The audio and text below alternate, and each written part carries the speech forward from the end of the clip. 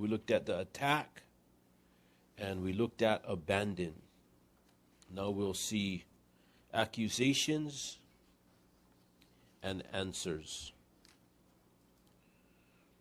And then we'll complete this chapter.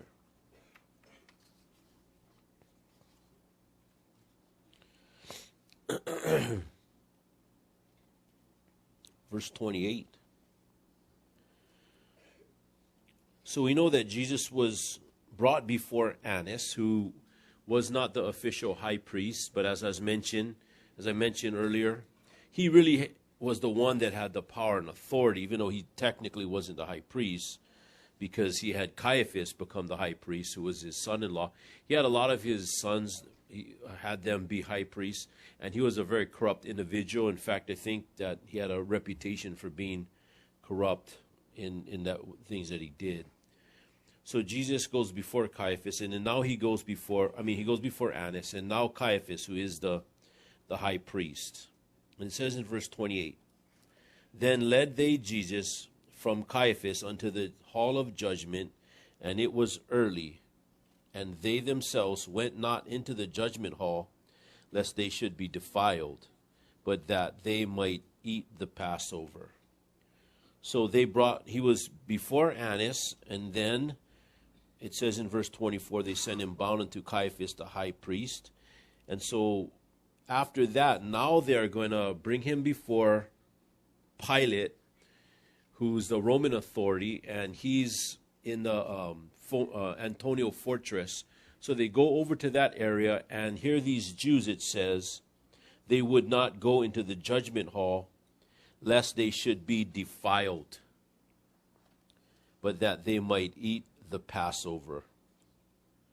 So here they are condemning an innocent man to death. Here they're going to have an illegal trial.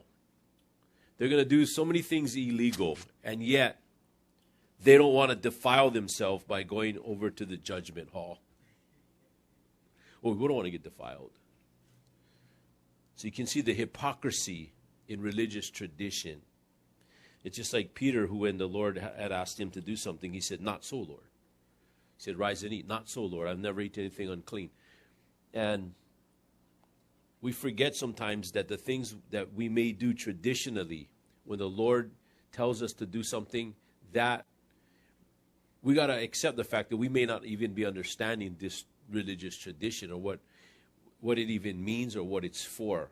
But for these people to not want to defile themselves, and yet they would be willing to defile themselves by condemning an innocent man to death. In other words, they're straining at a gnat but swallowing a camel. That's just like King David, who wanted to send the man who took his neighbor's sheep.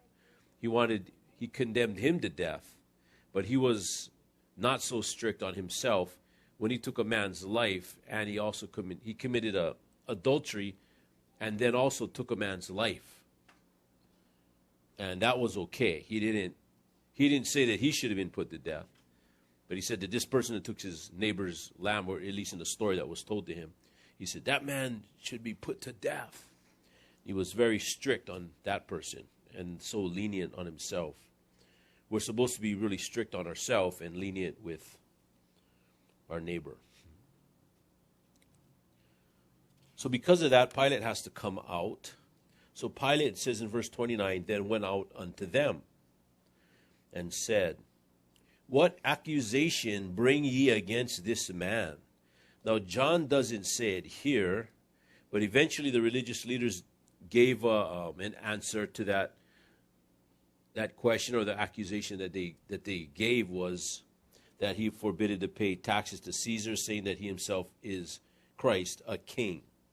So that we see in the book of Luke. They do give that answer.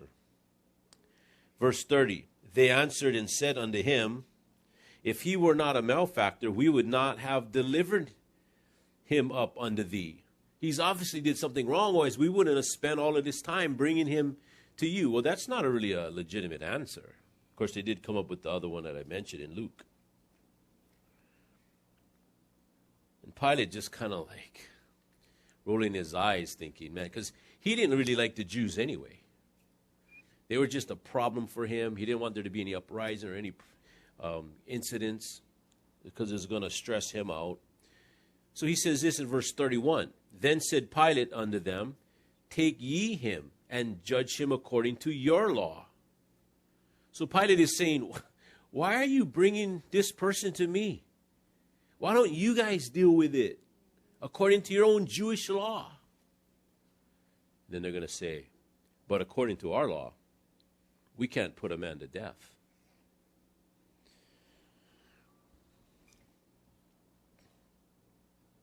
The Jews therefore said unto him, it is not lawful for us to put any man to death. If you remember, we talked about this, that years ago there was an incident that happened. There was a riot that broke out, and there were some things that were happening, and the riot broke out because I think they were trying to put someone to death, and this person didn't want, this group didn't want him to be put to death or something, and the riot had broken out. So the Romans said, you know what? We are not going to allow you guys, you Jews, you will no longer have the authority to put someone to death.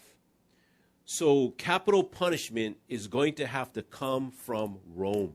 You guys don't have that authority to do that. And when Rome made that law, it upset the Jews greatly. Because there's a prophecy in Genesis 49 when Jacob is giving out the blessings to his sons, that the blessing is going to be given to Judah, and he says that the scepter will not depart from Judah. The scepter is that ruling staff. It speaks of governmental authority. And in order to govern yourself ultimately means that you have the authority to put someone to death. So if you didn't have the authority to put someone to death, then you did not have the authority to govern yourself. And in it comes from Genesis chapter 9, when God instituted human government, when Noah and them came out of the ark, then it was a new world, and they were to eat meat. You know, we know that human government was established, and they were told to multiply and replenish the earth. And what it says in Genesis chapter 9, that if man sheds man's blood, if man kills someone, then by man shall his blood be shed. That's the institution of human government. So the Jews looked at it like if they had the authority to govern themselves, that they could put someone to death. Now, when Rome said to the Jews, you can no longer put someone to death, to them that was saying they can't govern themselves. They don't have the right to self-government. But then the prophecy in Genesis 49 that said that Judah, the scepter will not depart, the right to govern will not depart until Shiloh comes. And they're thinking that our Messiah has not come. And yet the right to govern ourselves is taken away. So they went into mourning. Shiloh has not come. We can't govern ourselves. And of course they rent their clothes and they mourned and they lamented. And supposedly on that very day, Jesus was in the temple at the age of 12 debating with the scholars. So here he was there. The right to govern was taken away, but Shiloh had already come. And he was in the temple right under their nose. But anyway, they did not have that right to govern themselves. And this was something that was very important because according to Psalm 22, that the Messiah is going to be crucified. In fact, Jesus said it, he even said it himself, the Son of Man must be lifted up. And that speaks of crucifixion, that he's going to be crucified. And the Bible also says this in Deuteronomy. If any man have committed a sin worthy of death, and he be to be put to death, then thou hang him on a tree. His body shall not remain all night upon the tree, but thou shalt in any wise bury him that day. For he that is hanged is accursed of God, that the land be not defiled, which the Lord thy God giveth thee for an inheritance. So he's going to be hung on a tree in order to take the curse of sin upon himself, because cursed is a man that hangeth upon a tree. So crucifixion was going to be the way that Jesus was going to be killed. And when Jesus said, if I be lifted up, that's what it's talking about. Just as Moses lifted up the serpent in the wilderness, even so must the Son of Man be lifted up. And that is crucifixion. He is going to be crucified. The Persians invented crucifixion. And it was one of the worst ways to die because people would they would stay alive for a long period of time.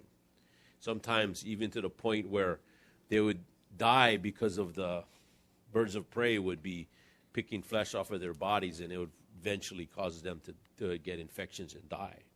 But the Romans perfected it, or I don't know if that's a good way to describe crucifixion, but they made it into the worst. It was used in order when someone would see a crucifixion, they would know that I don't ever want to have that happen to me. So because of that, they wouldn't do the things that those people did that got them on the cross. So it was a way to cause people to deter or to make sure people don't do those particular crimes that would get you on the cross. So the Romans invented it. It was such an excruciating way to die. They say it was the worst possible way to die, next to probably being burned to death or drowning to death. And so it was such a horrific way to die that they made a law that no Roman citizen could ever, no matter what he did, could never be crucified. That is why Apostle Paul was not crucified. You see all the other apostles, they were, but not Apostle Paul. He was decapitated. He was not crucified because he was a Roman citizen. So, because the Jews did not have the authority to put someone to death, it tells you right there that Jesus would be crucified because that was the way the Romans put someone to death. But the Jews, when they put someone to death, it was by the means of stoning. And that is not how Jesus was going to die. So when that happened in Israel, when the Romans took away their right to carry out capital punishment, that means that Jesus would not have been stoned to death, but that he was going to be crucified. And because he's taking the curse of sin upon himself, which is what happens when someone is hung on a tree, or even Judas was hung, he hung himself on a tree. So he took his own curse. Jesus hung on a tree for us. He took our curse. So Pilate is saying, why don't you just deal with him? And he says, it's not lawful for us to put this man to death. And Pilate's thinking, put him to death? Like, what has he done that's that bad? Verse 32, then the saying of Jesus might be fulfilled, which he spake, signifying what death he should die. Then Pilate entered into the judgment hall and called Jesus and said unto him, art thou the king of the Jews? He's asking him a question. Are you the king of the Jews? So we see the accusation that they're bringing against Jesus, and really, Jesus did not do anything worthy of death. In fact, Pilate is going to say, I find no fault in him. What did Jesus do? He died for our sin. He did not commit any sin himself, but he died for us. Answers. So Pilate asked Jesus a question, art thou the king of the Jews? And Jesus answered him, saying, I also wanted to say, you might think to yourself, in fact, before I go on, I just remembered,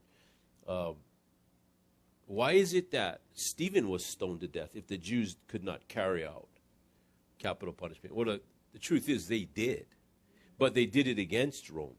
But you see, when it came to Stephen, it wasn't something where Stephen had the popularity of Jesus. And they know, that the Jewish authorities know, that if they had put Jesus to death, then the Roman authorities are going to know that this is something that they were involved with, because already when the Roman soldiers went out there to arrest Jesus, they're already involved.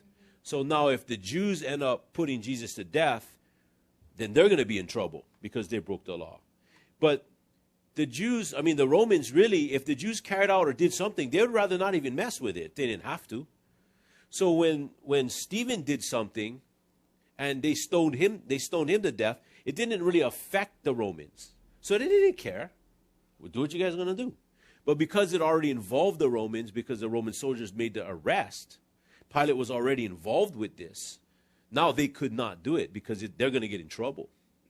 And Rome's going to come after them if they carry out capital punishment. See, the Jews already tried to kill Jesus on a number of times by stoning him to death. In fact, even in his own hometown, they're going to throw him off the cliff. So they're just hypocrites. It wasn't that they cared so much about keeping the law. It's just that they didn't want to get in trouble. So that's why they weren't going to carry out the capital punishment. They needed Rome to give them the authority. Okay, verse 34. Jesus answered him, saying, thou this thyself, or did others tell it me? Jesus is saying to Pilate, the question you're asking, are you asking it for yourself? Or are you asking it on behalf of the Jewish leadership?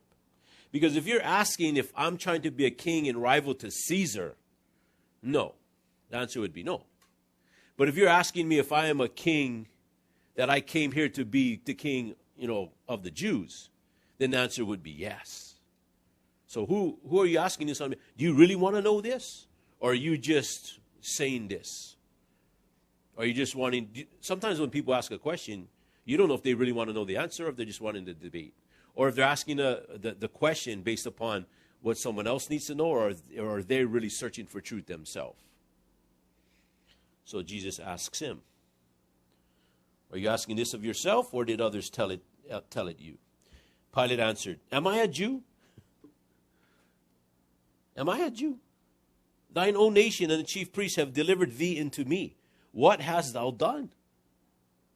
Jesus answered, my kingdom is not of this world. If my kingdom were of this world, then would my servants fight, that I should not be delivered to the Jews. But now is my kingdom not from hence. He's saying, Pilate said, am I a Jew? Thine own nation and the chief priests. He says, they say my nation. My nation is of heaven. If my kingdom were of this world, then my servants would fight, that I should not be delivered to the Jews. But now is my kingdom not from hence. Pilate therefore said unto him, art thou a king then? Jesus answered, thou sayest that I am a king.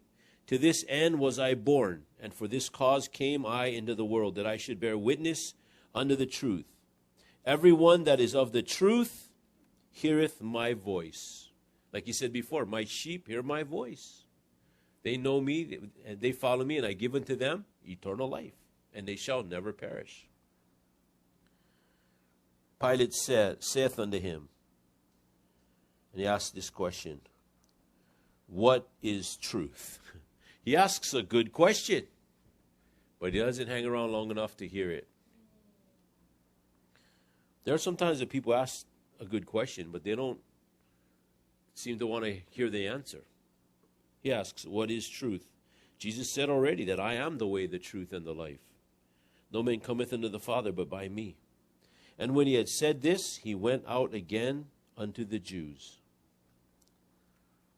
So he asked the question, but he just left. And he saith unto them, I find in him no fault at all. It wasn't that he was saying, this man is not worthy of death. But he's saying that I don't even find any fault in him at all. That he's not done anything. See, Pilate, he saw insurrectionists. He saw those that were murderers. He saw those that were thieves. He saw those that led in uprisings, and Jesus did not look like any of those. He did not fit the description. So he's saying, I find no fault in him at all. So now he's thinking, well, you know what? He's going to try and get Jesus out of this predicament by saying something that it's kind of unclear where this comes from. You know, it's hard to research this, where this tradition or law came from, but it says, or this custom, verse 39, but ye have a custom, that I should release unto you one at the Passover. So at the Passover, I guess there was a custom or a tradition that came into play at some point where they would release a prisoner on the Passover. So Pilate's thinking, well, all I got to do is just get them to release Jesus and then done with it. And if you remember when Caiaphas had made that prophecy that one should die, so you already know that they had that already in their background, knowing that one person is going to die for the sins of the nation, knowing that this trial is already going to be slanted. It's already going to be. Plus, this is what God is doing. And they're just pawns in his hand. But you have a custom that I should release unto you one at the Passover. Will ye therefore that I release unto you the King of the Jews? Then cried they all again, saying, not this man, but Barabbas. So even when he tried that angle, well, you have a custom that we can release a prisoner while we release Jesus. And they said, not this man, not Jesus. Supposedly Barabbas' name was Jesus or Yeshua. Yeshua, Barabbas.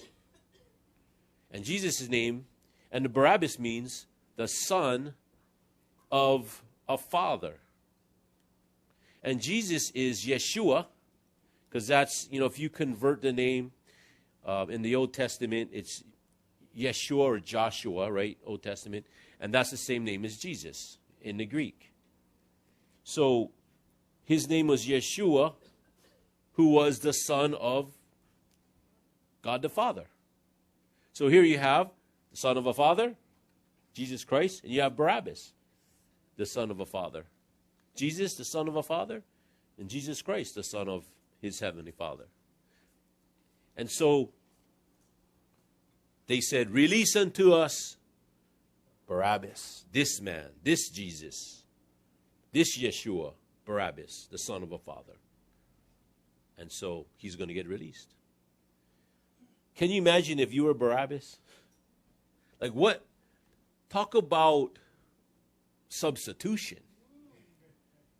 That center cross was for, you saw, you had the 3 crosses. Now here you have this guy Barabbas, who was accused of being a thief, he was accused of being a murderer, and he's accused of being an insurrectionist.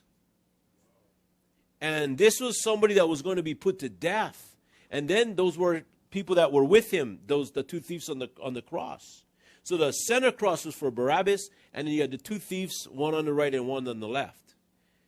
But when they were there, they noticed that, hey, where'd our bars go? Jesus was on the cross. He took his place. And I wonder how Barabbas felt when he watched the crucifixion, when he seen the scourgings, when he seen the beatings, when he seen the nails being driven, and when he looked and thought, man, that was supposed to be for me. But this man, who Pilate said, I find no fault in him, has taken my place. When I did those crimes, I did the crimes worthy of death. And yet, he took my place. And I went free. I went free like an innocent man. He paid the price of a condemned man.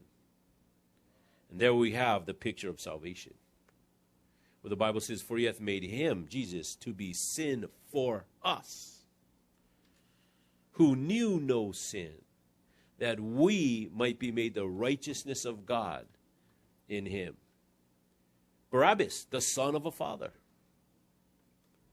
Jesus Christ, the son of a father. No. Barabbas represents us. We're Barabbas. We're the son of a father. The question is, we're the son of which father? Jesus said to the religious Jews, ye are of your father the devil, and the lust of your father you will do. He was a murderer from the beginning, abode not in the truth. There is no truth in him. When he speaketh a lie, he speaketh of his own, for he is a liar and the father of it. The father of lies. Or are we going to be born into God's family, be born again, so that we can be a son of Jehovah God? So we can be a son of God. And so then Jesus goes to the cross, and he pays the price for Barabbas and for all of us. And then you think, what happened to Barabbas? Did Barabbas say, he took my place, I'm going to take his place? Did Barabbas say, the things that he was doing with his life, I'm going to do in my life? Or did Barabbas continue on being a criminal? What did Barabbas do? Did Barabbas say, okay, now I'm free to be an insurrectionist again? I'm free to murder again. I'm free to take life. I'm free to steal. I'm free to continue. I mean, isn't that what the devil does? The thief cometh not but for to steal, kill, and to destroy. That's who his father was. And now there was a substitution. Did Barabbas become a follower of Jesus Christ? Did Barabbas you know what's interesting about the rabbis? No one ever follows a dead rabbi. When the rabbi died, that was it. So now that Jesus was going to the cross and he was going to die, were his followers going to continue to follow him when that wasn't normally what happened when a rabbi passed away? And here Jesus died, while they're going to still follow him. They're going to still follow him because he's still alive. He's not dead like the other rabbis. Is Barabbas going to follow Jesus Christ? And if you've ever studied Barabbas or tried to look in the history, the annals of history, to find out any information on anything, I mean, maybe you'll find something. But there's not going to be anything really legitimate because nobody knows what happened to Barabbas. Because Barabbas pictures us. Some will follow Christ, and some will continue on in the same life that Jesus saved them from. And sometimes it's sad, but instead of living for him, we live for self. And like when I was preaching today and someone came up to me after and made a comment saying, that's like, let's say someone is saying, I am a Christian. And I would like to introduce you to my Buddhist girlfriend, who's not even a Christian, which is testifying that I'm rebelling against the principle taught in the scriptures of not being unequally yoked together with unbelievers. Well, that's a Barabbas that continues on in their own life rather than in what Jesus wants. So that's John chapter 18. And, of course, the story is going to continue right on in John chapter 19, as now we're going to see Jesus scourged. As Barabbas is set free and Jesus is sent to be scourged. What a difference. And Barabbas should have been very excited. Maybe he was confused at first. Why would someone do that for me? And really, sometimes we can ask ourselves that. Why did he do that for me? When all I could offer him was my sin. That's all Barabbas had to offer, is his crimes. And Jesus took it to the cross. Would you bow your heads and close your eyes? Heads bowed and eyes closed. The most important thing is, do you know Jesus Christ? Are you 100% certain if you're to die right now, you'd be in heaven with Jesus? If you know that for sure, would you raise your hand as a testimony?